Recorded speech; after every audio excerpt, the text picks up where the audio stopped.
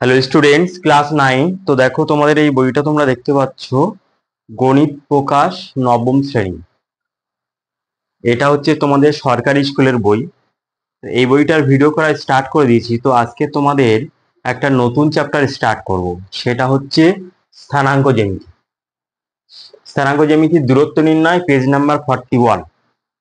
তো এই চ্যাপ্টার করতে গেলে মূলত যে ইনফরমেশন গুলো আমার এখানে আছে, একটা মেন সূত্র এখানে আছে, যে পেজ নাম্বার 44 পেজে একটা মেন সূত্র আছে। তাছাড়া কিছু মানে শর্ট শর্ট কিছু সূত্র আছে। সেই সূত্রগুলো প্রথমে আমি স্টার্ট করে দেবো, মানে একদম সংক্ষেপে সংক্ষেপে সূত্রগুলো দিয়ে আমি এক্সারসাইজ স্টার্ট করব। ওকে, তো একটাই সূত্র দেখো, মেন সূত্র, সূত্রাবলী। 1 নম্বর সূত্র হচ্ছে x1 y1, এ একটা বিন্দু, এখানে একটা বিন্দু আছে, এ একটা বিন্দু, এই বিন্দুর স্থানাঙ্ক এটা। এই বিন্দু থেকে এখানে একটা বিন্দু আছে, ধরো x2 y2, এই বিন্দুর স্থানাঙ্ক এটা। এই দুটো বিন্দুর মানে মধ্যে ডিস্টেন্স কত, এখান থেকে এই ডিস্টেন্সটা কত? তাহলে এর ফর্মুলা, ধরো এই বিন্দুর স্থানাঙ্ক, এখানে একটা এ বিন্দু আছে আর এখানে ধরো বি বিন্দু আছে।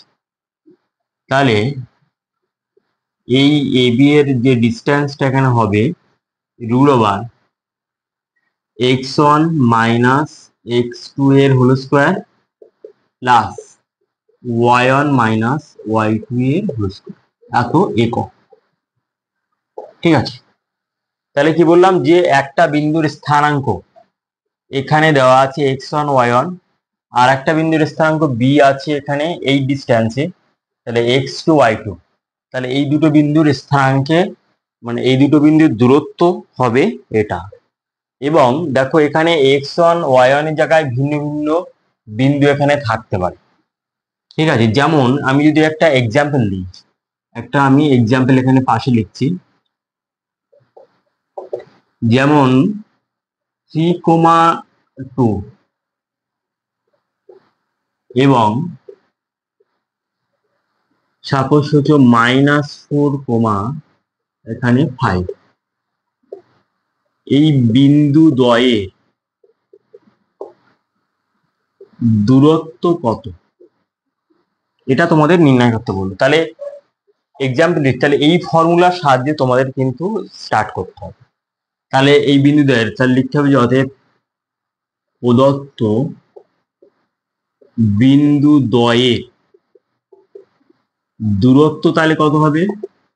তাহলে ওই ফর্মুলা অনুযায়ী, তাহলে এখানে দেখো, এখানে x1 এর মান কত দেওয়া আছে, 3 দেওয়া আছে, y1 এর মান কত দেওয়া আছে, 2 দেওয়া আছে।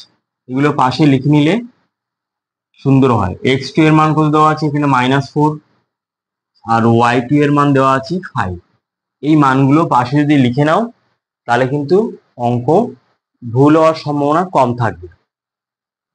তাহলে কি হবে, এই ফর্মুলা অনুযায়ী তাহলে সূত্র কি আছে, তাহলে এখানে লিখতে পারো ধরি, এটাও যেহেতু অঙ্কের পার্ট, তাহলে ফর্মুলা লিখে দাও, x1 মাইনাস x2 এর whole square plus y1 minus y2 এর হোল স্কোয়ার এর রুট ওভার। ঠিক আছে, এবার এই মানগুলো এখানে বসিয়ে দেবে। x1 এর মান কত, 3, মাইনাস x2 এর মান কত, -4, মাইনাস থাকলে এইভাবে ব্র্যাকেট দিয়ে লিখতে হবে, স্কোয়ার প্লাস y1 এর মান কত, 2, আর y2 এর মান কত, 5, স্কোয়ার দিয়ে লিখলাম। এবার তার রুট ওভার, এত একক। এবার লিখবো কি, এখানে ক্যালকুলেশন করে লিখবো। দেখো যে সেকেন্ড ব্র্যাকেট 3, এখানে মাইনাসে মাইনাসে প্লাস, এখানে 4 হয় তার স্কোয়ার প্লাস এখানে থাকে -3 তার স্কোয়ার, এত একক। এখানে ক্যালকুলেশন করলে কি হবে, 7 এর স্কোয়ার, আর এটা হবে -3 স্কোয়ার করলে হবে +9 তার রুট ওভার। তাহলে 49 + 9 তার রুট ওভার, 9 1 58 এত একক। তাহলে একটা এক্সাম্পল দিয়ে তোমাদের ব্যাখ্যা করে দিলাম যে দুটো বিন্দু দেওয়া থাকলে সেই দুটো বিন্দুর দূরত্ব মানে কিভাবে নির্ণয় করতে হয়। লাস্টে কিন্তু তোমাদের একক লিখতে হবে। ওকে, এইবার দ্বিতীয় যে সূত্র আমরা শেখাবো সেটা জানতে গেলে তোমরা এটাও অবশ্যই জানো দ্বিমাত্রিক নির্দেশতন্ত্রের। হ্যাঁ, 2D এর এই চিত্রটা তোমরা অবশ্যই জানো যে মানে লেখচিত্র যে চ্যাপ্টারটা আছে সেই লেখচিত্রের চ্যাপ্টারে অবশ্যই এটা দেওয়া আছে, বা এই চ্যাপ্টারও মানে মানে ইনফরমেশন দেওয়া আছে।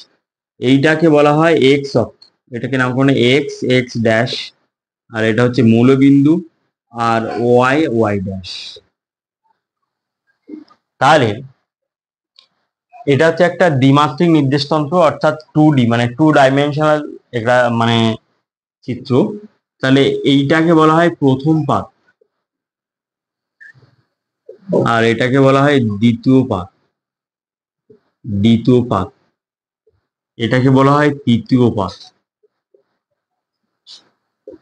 এটাকে বলা হয় চতুর্থ পাত। তাহলে এই পাদের চিহ্ন আছে তোমার প্লাস কোমা প্লাস, আর এই কোনাকুনি এই 3 নম্বর পাদের চিহ্ন হবে মাইনাস কোমা মাইনাস। একই রকম ভাবে দ্বিতীয় পাদের চিহ্ন হবে মাইনাস কোমা প্লাস, আর এই পাদের চিহ্ন হবে প্লাস কোমা মাইনাস। তাহলে এই যে 2 ডাইমেনশনাল এই ব্যাপারটা তোমাদের জানা দরকার আছে।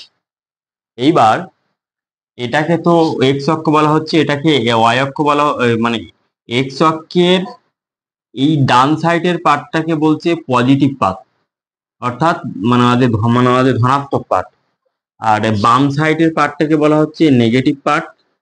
আবার ওয়াই অক্ষের উলম্ব বরাবর যেটা আছে যে উপরের পার্টটাকে বলা হচ্ছে পজিটিভ পার্ট, আর নিচের পার্টটাকে বলা হচ্ছে নেগেটিভ পার্ট। তাহলে এইগুলো তোমাদের কিন্তু মনে রাখতে হবে। এইবার দেখো কোনো একটা বিন্দুর অবস্থান, ধরো আমরা যদি বলি যে 2,3 এই বিন্দুটা মানে মানে কোথায় আছে, তাহলে এই বিন্দুটা যেহেতু 3-এর আগে প্লাস আছে 2-এর আগে প্লাস আছে, তাহলে আমরা বলবো যে প্রথম পাদে আছে। যদি এখানে মাইনাস থাকতো যে -2,3 এই বিন্দুটা কোথায় আছে, তাহলে এই বিন্দু যেহেতু এখানে মাইনাস প্রথমে আছে, এখানে মাইনাস আর তারপরে প্লাস আছে, তাহলে এটা হচ্ছে দ্বিতীয় পাদে আছে। একই রকম ভাবে যদি -2, যদি -3 থাকতো, তাহলে দুটো মাইনাস চিহ্ন আছে মানে এটা হচ্ছে 3 নম্বর পাদে আছে। আবার যদি +2 থাকতো আর -3 থাকতো, তাহলে চিহ্ন অনুযায়ী দেখে আমরা বলবো যে এটা আছে, এই বিন্দুটা আছে 4 নম্বর পাদে, অর্থাৎ মানে আছে চতুর্থ পাদে। তাহলে এই ইনফরমেশন গুলো মাথায় রাখতে হবে। এবার দেখো যে আমরা এক্স অক্ষের উপর কোন একটা বিন্দুর স্থানাঙ্ক, যে এক্স অক্ষের উপর যে কোনো বিন্দুর স্থানাঙ্ক সমান মানে কত হবে। তাহলে এক্স অক্ষের উপর যেহেতু বিন্দুটা থাকবে, তাহলে ওয়াই এর মান হবে 0। তাহলে এটা হবে +-a,0। কেন প্লাস মাইনাস দিলাম, কারণ যদি প্লাস হয় তাহলে ডান সাইডের পার্টে হবে, ঠিক আছে, আর যদি মাইনাস হয় তাহলে বাম সাইডের। তাহলে এই বিন্দুটা ডান সাইডে এক্স অক্ষের ধনাত্মক পার্টে অবস্থান করবে যখন, তখন এখানে প্লাস চিহ্নকে নেব, আর এক্স অক্ষের ঋণাত্মক পার্টে যখন অবস্থান করবে তখন আমরা মাইনাস চিহ্নকে নেব। যদি আমরা এর এক্সাম্পল যদি দিই তাহলে কি হবে, এক্সাম্পল যেমন এক্স এই বিন্দুটা যেমন 3,0, এই বিন্দুটা কোন অক্ষের উপর অবস্থিত আছে, এক্স অক্ষের উপর। কারণ যদি আমরা লেখচিত্রের গ্রাফ পেপারে যদি কাউন্ট করি তাহলে এখানে 1 2 3 এইভাবে যাবো। আবার ওয়াই এর মান যেহেতু এখানে 0, তাহলে উপরেও যাচ্ছে না নিচেও যাচ্ছে না, তার মানে এই বিন্দুটা আছে এক্স অক্ষের উপরে। ঠিক আছে, এই বিন্দুটা কোথায় আছে, এক্স অক্ষের উপরে।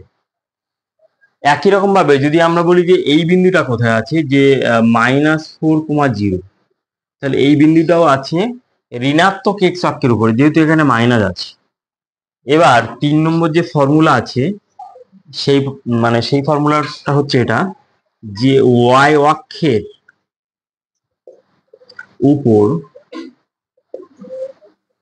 যে কোনো বিন্দুর স্থানাঙ্ক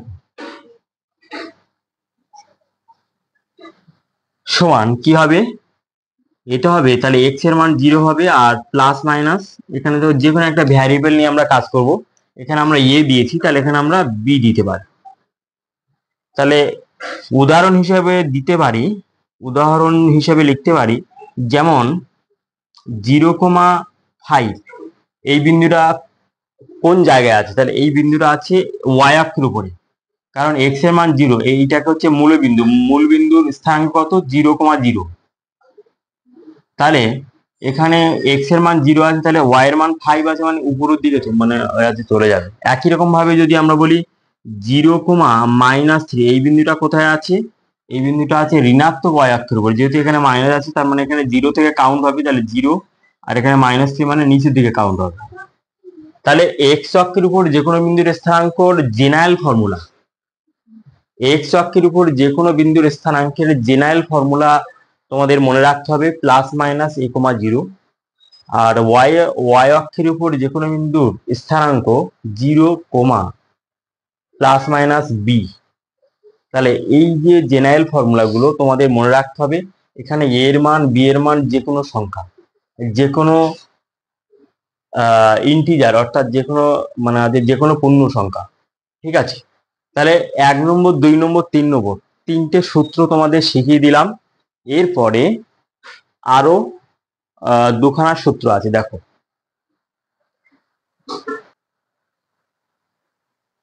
এবার এক্স অক্ষের x x dash y y dash, এটা হচ্ছে মূলবিন্দু। এক্স অক্ষের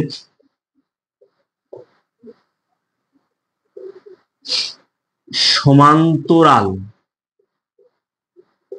সরলরেখার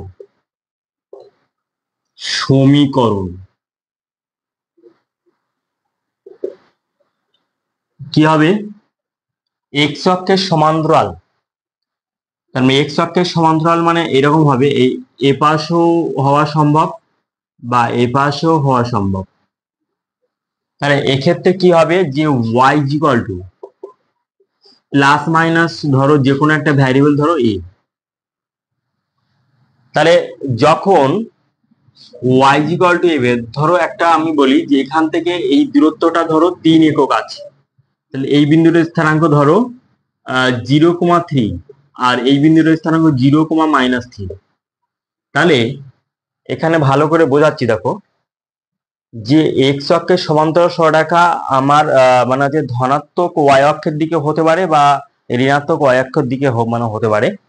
তাহলে যখন এই সমান্তরাল এই সমান্তরাল সরলরেখাটা যখন উপরের পোর্শনে থাকবে, তখন এইভাবে সমান্তরাল ভাবে এক্স অক্ষের সাথে থাকবে, অর্থাৎ এই রেখাটার কথা বলছি।